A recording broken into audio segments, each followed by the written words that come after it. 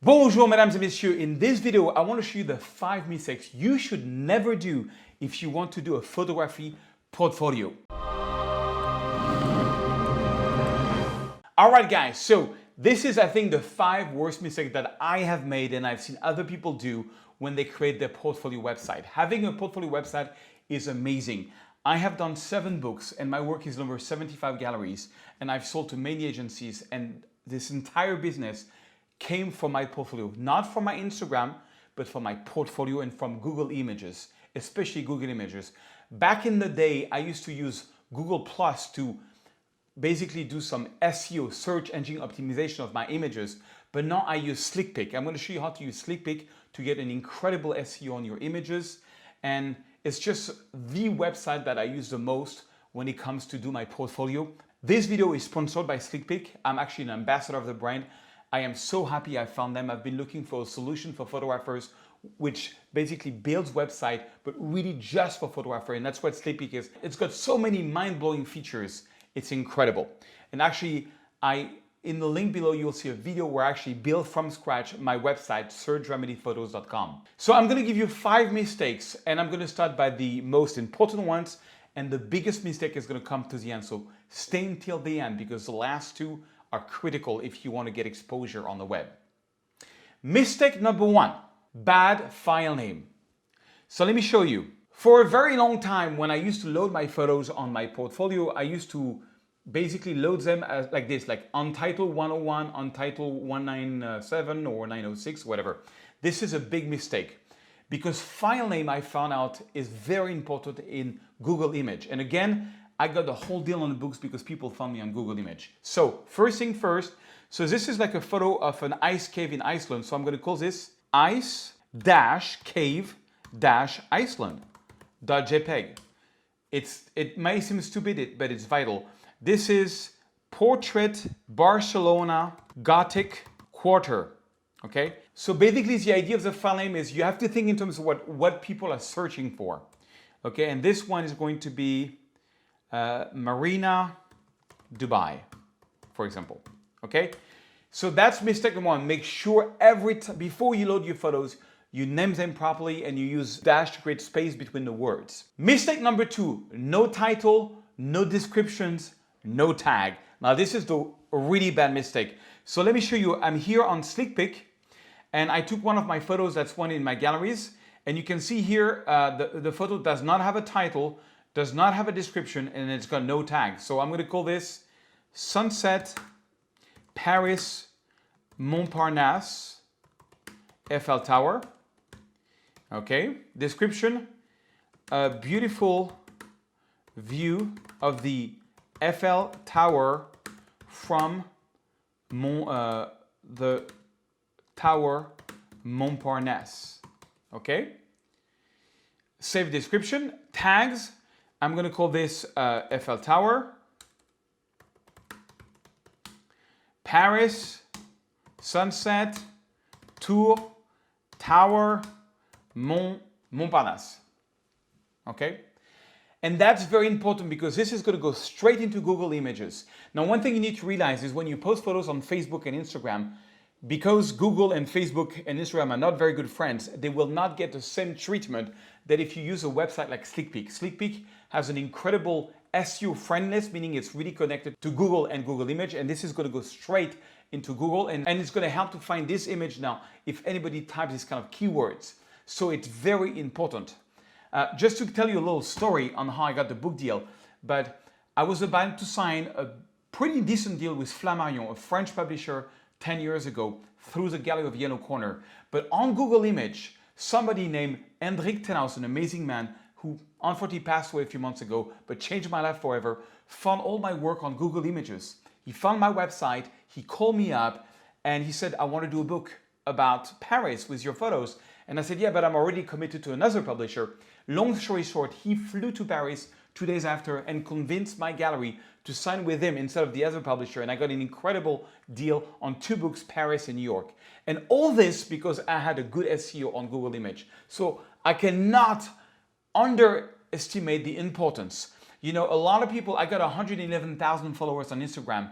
This does not give me as much business as Google Image. Google Image is still what gives me the most business, because when you look for photo of Paris, there's a good chance you come to my portfolio and you're going to contact me. So do the same thing with your images. Mistake number 3, know about or contact page. Now this is something that I see a lot on websites. My about page is actually pretty long. It tells my life story. It gives all the important links of my social media. It shows, my progression in photography. I even have things like, what gear I use, why I switched from Canon to Sony, what books I read, what movies I watch. I mean, it's very, very, very complete, And so, and the contact page is very straightforward. It's just, name, first name, address. It's very important, but I see a lot of websites that don't have that. So spend the time to show your personality on your about page and have a contact form. Very important. Simple interface. Now that's really important. If you've got a too complex interface, it's not gonna fly. So I love the way SlickPick is doing my website. And by the way, I have an amazing deal for you. If you stay until the end, SlickPick will actually design for a limited amount of photographers your portfolio for you, so you don't even have to worry about it, for the price of about $15 per month, which is like, if you were to go for free, like use WordPress and host your own website, it would cost you more money. So for even less than a hosting price, you can get a designer to do your website for you. So the link is below this video if you want to find out on this. Now, it's very important that there's nothing really fancy, nothing really confusing. And we come straight to the different photos. I made my favorite categories here: Paris, Italy, USA, landscape. My movie, The Hollywoodans. Want the same portfolio, showing you how you can do the same using SlickPick. And by the way, you can watch that video if you want there. In my about page and contact. Just make your own page your best photography. That's why I took my best photos of Paris and they're directly on your own page. It's very important. I see a lot of people having websites that are kind of confusing. Okay, mistake number 4, having a few average photo.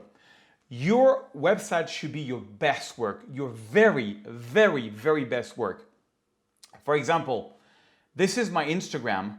I try to post, my favorite photo on Instagram, but that doesn't mean they can qualify to go to my portfolio.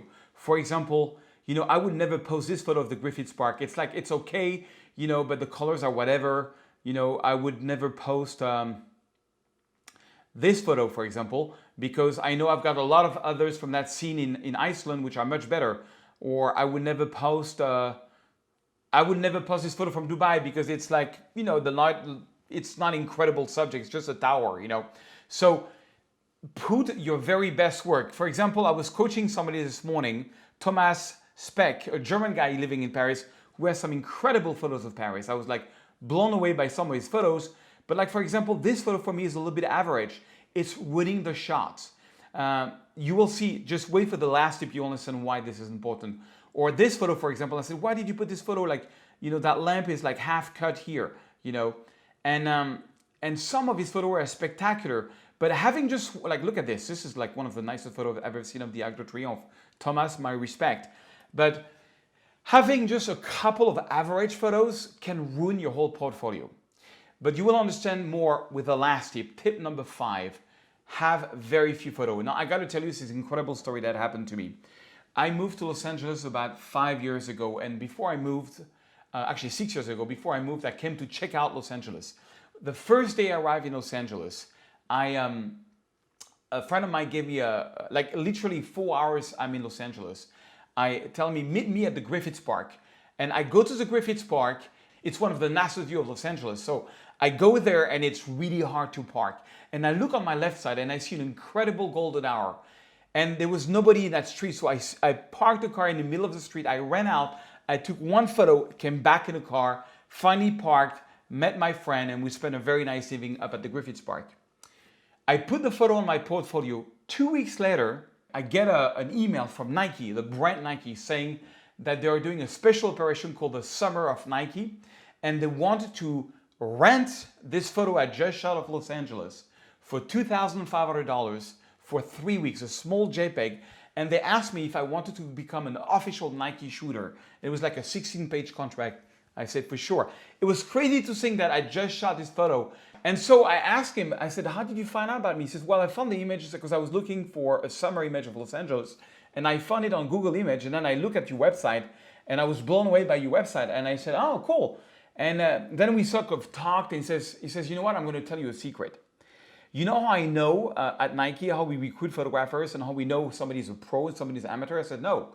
He says, 1 for 1. Amateurs have tons of photography in a portfolio. Tons. You know, some are spectacular, a lot are average. You have very little photo, which is the mark of a professional.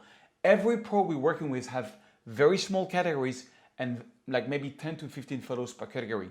This was a huge haha moment in my life because I did it by instinct, you know.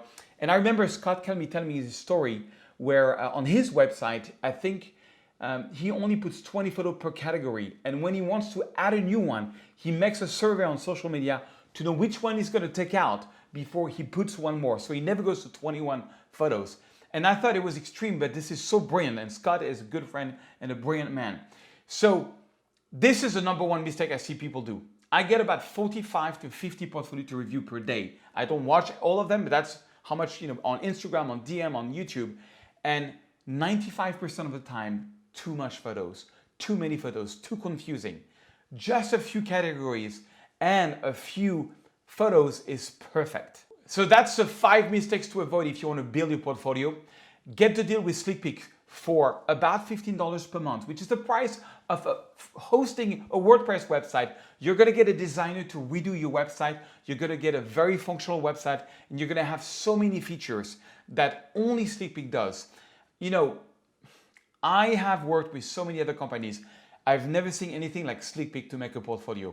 Give them a chance, make your portfolio, and get the exposure you needed. If you follow this, if you don't make these 5 mistakes, you will see you will attract a lot more attention. I wish you the best of luck.